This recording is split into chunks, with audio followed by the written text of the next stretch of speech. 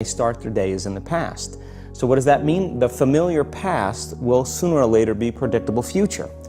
So if you believe that your thoughts have something to do with your destiny, and you can't think greater than how you feel, or feelings have become the means of thinking, by very definition of emotions, you're thinking in the past. And for the most part, you're going to keep creating the same life. So then people grab their cell phone, they check their WhatsApp, they check their text, they check their emails, they check Facebook, they take a picture of their feet, they post it on Facebook, they tweet something, they do Instagram, they check the news, and now they feel really connected to everything that's known in their life. And then they go through a series of routine behaviors.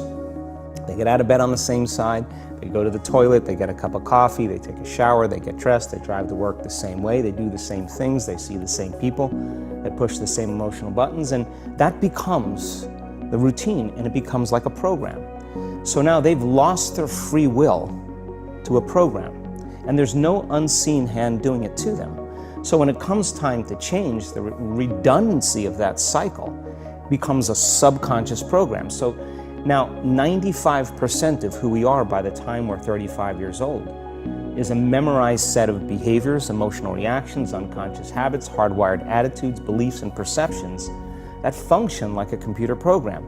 So then a person can say with their 5% of their conscious mind, I want to be healthy, I want to be happy, I want to be free.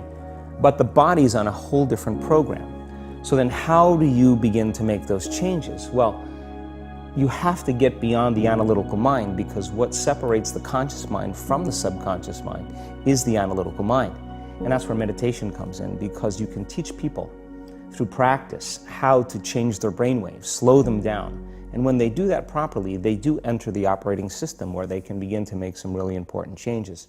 So most people then wait for crisis or trauma or disease or diagnosis. They wait for loss, some tragedy to make up their mind to change. And my message is, why wait? And you can learn and change in a state of pain and suffering, or you can learn and change in a state of joy and inspiration. And I think right now, the cool thing is that people are waking up. Most people spend 70% of their life living in survival and living in stress. So they're always anticipating the worst case scenario based on a past experience. And they're literally, out of the infinite potentials in the quantum field, they're selecting the worst possible outcome, and they're beginning to emotionally embrace it with fear. And they're conditioning their body into a state of fear. Do that enough times, body has a panic attack without you. You can't even predict it because it's programmed subconsciously. So people become addicted to the rush of those emotions, and they use the problems and conditions in their life to reaffirm their limitation, so at least they can feel something. So now when it comes time to change, you say to the person, why are you this way? Well, every time they recall the event, they're producing the same chemistry in their brain and body as if the event is occurring, firing and wiring the same circuits, and sending the same emotional signature to the body. Well, what's the relevance behind that? Well, your body is your unconscious mind.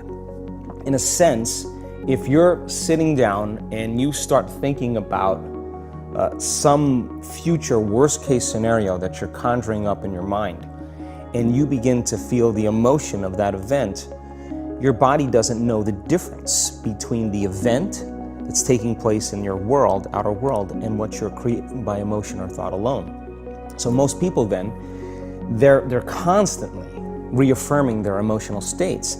So when it comes time to give up that emotion, they can say, I really want to do it, but really the body